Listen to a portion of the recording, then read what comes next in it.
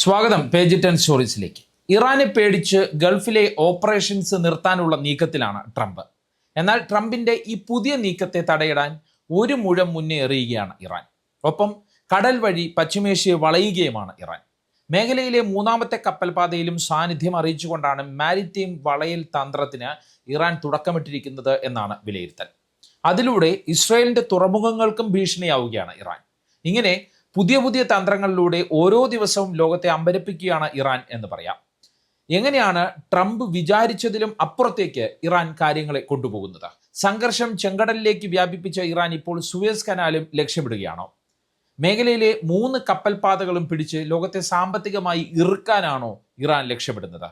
സൈപ്രസിനും ബൾഗേറിയയ്ക്കുമെതിരെ ഭീഷണി മുഴക്കുന്ന ഇറാന്റെ മുന്നറിയിപ്പ് തന്ത്രം എന്താണ്?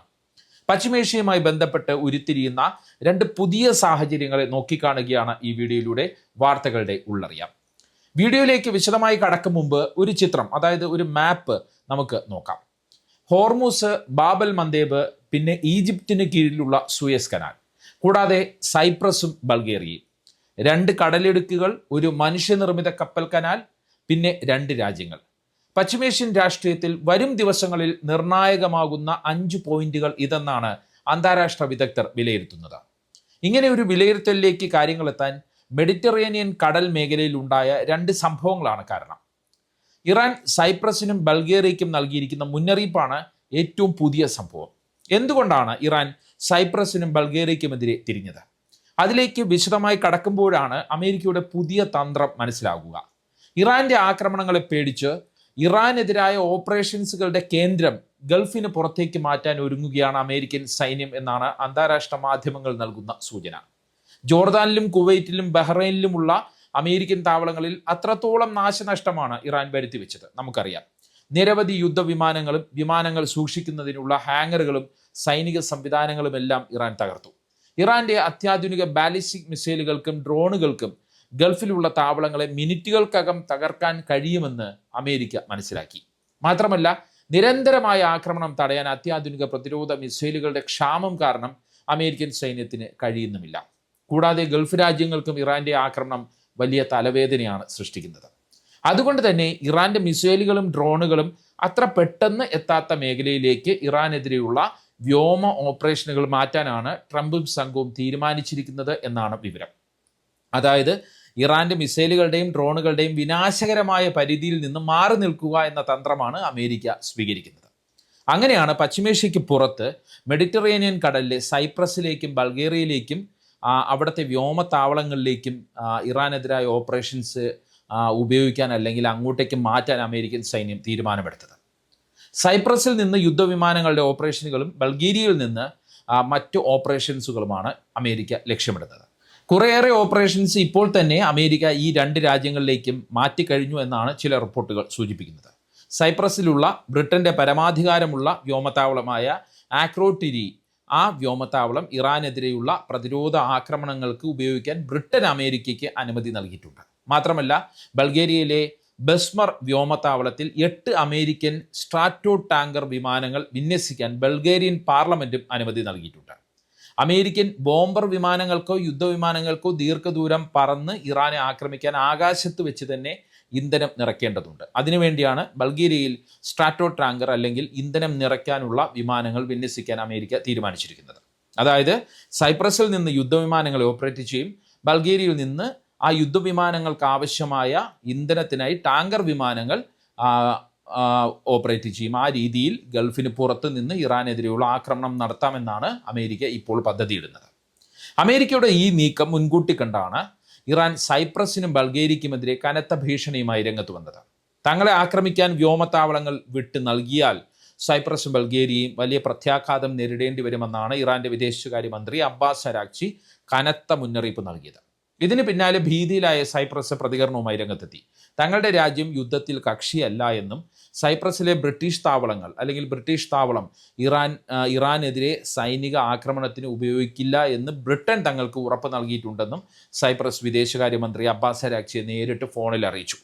ബൾഗേറിയൻ വിദേശകാര്യമന്ത്രിയും അബ്ബാസ് അരാഗ്ചിയുമായി സംസാരിച്ചു.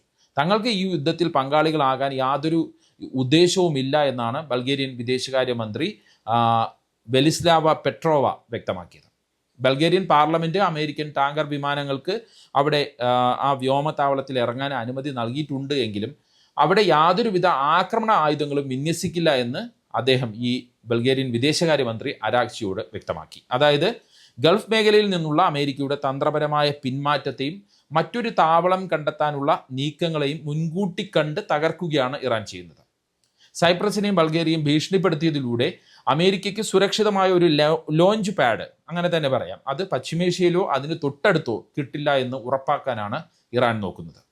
ചുരുക്കത്തിൽ അമേരിക്ക തങ്ങളുടെ സൈനിക താവളങ്ങൾ സുരക്ഷിത സ്ഥാനങ്ങളിലേക്ക് മാറ്റി രണ്ടാം ഘട്ട ആക്രമണത്തിന് കോപ്പുകൂട്ടുമ്പോൾ അതിനുള്ള വഴി മുഴുവൻ മുൻകൂട്ടി അടയ്ക്കുന്ന ചെക്ക് മേറ്റ് നീക്കമാണ് ഇറാൻ നടത്തുന്നത് എന്ന് പറയാം. ഇനി രണ്ടാമത്തെ സംഭവത്തിലേക്ക് വന്നാൽ അത് മെഡിറ്ററേനിയൻ കടൽ തീരത്തുള്ള ഈജിപ്തിൻ്റെ ഡാമിയേറ്റ തുറമുഖത്തിന് നേരെ നടന്ന ഡ്രോൺ ആക്രമണമാണ്. എന്താണ് അവിടെ സംഭവിച്ചത്?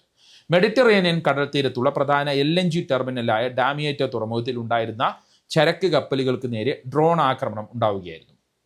ശ്രദ്ധിക്കേണ്ട കാര്യം, സൂയസ് കനാലിന് സമീപം സ്ഥിതി ചെയ്യുന്ന തുറമുഖമാണ് ഡാമിയേറ്റ. നേരത്തെ ഞാൻ കാണിച്ച മാപ്പിൽ അതുണ്ട്.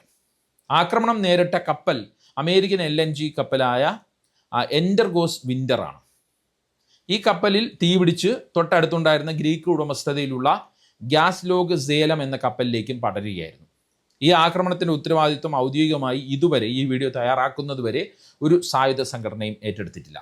യമനിലെ ഹൂതികൾ ഈ നീക്കത്തിൽ തങ്ങൾക്ക് പങ്കില്ല എന്ന് വ്യക്തമാക്കുകയും ചെയ്തു. എന്നാൽ ഇറാഖിലെ ഇറാൻ അനുകൂല മിലിഷ്യകൾക്ക് നേരെ അമേരിക്കയും സൗദി അറേബ്യയും കഴിഞ്ഞ ദിവസം സംയുക്തമായി നടത്തിയ കനത്ത വ്യോമാക്രമണത്തിന് തൊട്ടു പിന്നാലെയാണ് ഈജിപ്തിലെ ഡാമിയേറ്റ തുറമുഖത്തിന് നേരെ ഈ ആക്രമണം നടന്നത് എന്നത് ഇതിനോട് നമ്മൾ കൂട്ടി വായിക്കേണ്ട കാര്യമാണ്.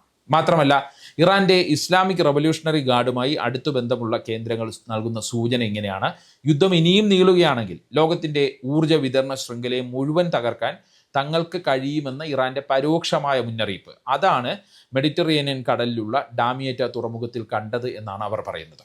അതായത് പശ്ചിമേഷ്യയ്ക്ക് പുറത്ത് മെഡിറ്ററേനിയൻ കടലിൽ കിടക്കുന്ന അമേരിക്കൻ ഊർജ്ജ കേന്ദ്രങ്ങളെപ്പോലും, അല്ലെങ്കിൽ അമേരിക്കൻ ഊർജവുമായി വന്ന കപ്പലുകളെപ്പോലും തങ്ങൾക്ക് തകർക്കാൻ കഴിയുമെന്നുള്ള മുന്നറിയിപ്പാണ് ഇറാൻ ഇതിലൂടെ നൽകുന്നത് എന്നാണ് അന്താരാഷ്ട്ര നിരീക്ഷകർ വിലയിരുത്തുന്നത്.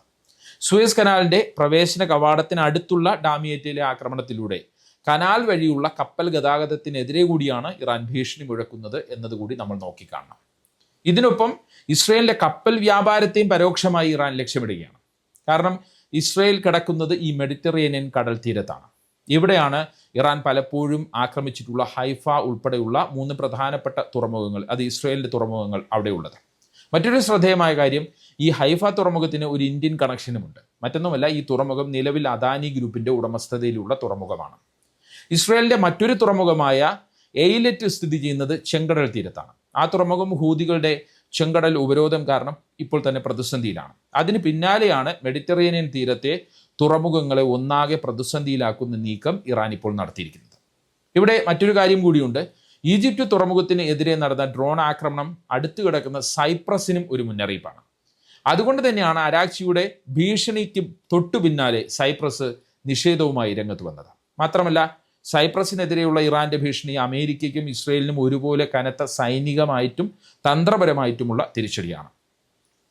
മെഡിറ്ററേനിയൻ കടലിലെ ഏറ്റവും തന്ത്രപ്രധാനമായ ദ്വീപായ സൈപ്രസിനെ യുദ്ധത്തിലേക്ക് വലിച്ചിഴയ്ക്കുന്നതിലൂടെ 2 രാജ്യങ്ങളുടെയും പ്രതിരോധ കോട്ടകളെയാണ് ഇറാൻ ലക്ഷ്യമിടുന്നത്. ഏതൊക്കെ രാജ്യങ്ങളുടെ? ഇസ്രയേലിൻ്റെയും അമേരിക്കയുടെയും. ഇസ്രയേലിന് ഏറ്റവും അടുത്തുള്ള ഒരു സൗഹൃദ രാജ്യമാണ് സൈപ്രസ്. മാത്രമല്ല, തങ്ങളുടെ വ്യോമാതിർത്തികളിൽ യുദ്ധം കടുക്കുമ്പോൾ ഇസ്രയേൽ തങ്ങളുടെ യുദ്ധവിമാനങ്ങൾ സുരക്ഷിതമായി പാർക്ക് ചെയ്യാനും ഇന്ധനം നിറയ്ക്കാനും സൈപ്രസിലെ വ്യോമതാവളങ്ങളെ ഉപയോഗിക്കാറുമുണ്ട്.